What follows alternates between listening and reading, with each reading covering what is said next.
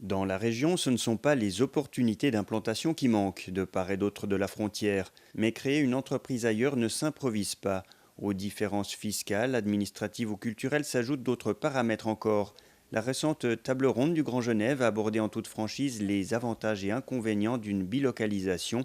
Selon cet expert comptable, il existe des phases distinctes dans les premières années d'une entreprise. Considérer que la première année sera toujours une année en fait de financement d'une part de son besoin en fonds de roulement et d'autre part de son déficit. La deuxième année est une année bien souvent de stabilité ou encore un peu de déficit, donc il faut encore financer. Et si vous tenez le choc, en troisième année, en principe, vous avez une stabilité et les gens commenceront à vous faire confiance parce que vous êtes là depuis au moins 3 ans et vous allez arriver à rayonner un peu plus facilement.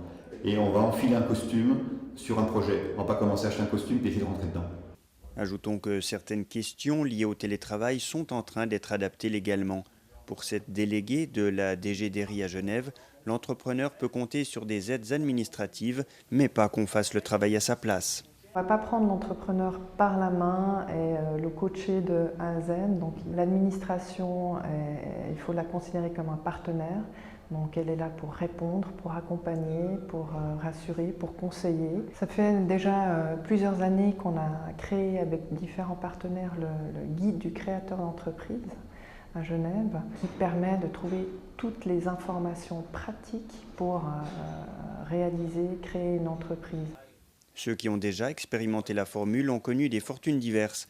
À la tête d'une société financière, Hicham Metatla avoue ce qui l'a gêné vers une implantation en France voisine. Il y a peut-être eu un déficit d'accompagnement. On ne s'est peut-être pas préparé de la meilleure manière qu'il soit. On a cru à tort que ce serait aussi simple qu'en Suisse et au Luxembourg, et ça ne l'était pas du tout. Chaque fois qu'on renvoie le dossier, on nous retrouve encore autre chose. On aurait pu avoir toutes ces réserves émises d'une fois et puis pour qu'on puisse y répondre aussi d'un coup. Logiquement, une bilocalisation étend le marché de clientèle, mais encore faut-il l'assumer. Les explications d'Alexis Morel. On a du travail tout le temps, mais il faut le faire, il faut être présent, il faut être réactif. Et au jour d'aujourd'hui, la réactivité, c'est du jour au jour. On a dû aussi trouver des organismes qui nous aidaient financièrement. On a frappé une porte, on nous a dit non, une deuxième, une troisième, puis arrivé à la quatrième, ils ont dit ok, on va vous aider. Si on s'était arrêté à la première porte, je ne serais pas là aujourd'hui. Dès qu'on arrive dans une organisation en Suisse, c'est pris en main, c'est carré, et puis ils nous dirigent à droite et à gauche. À en croire les participants, les deux maîtres mots pour le succès d'une implantation sont donc le travail et la patience.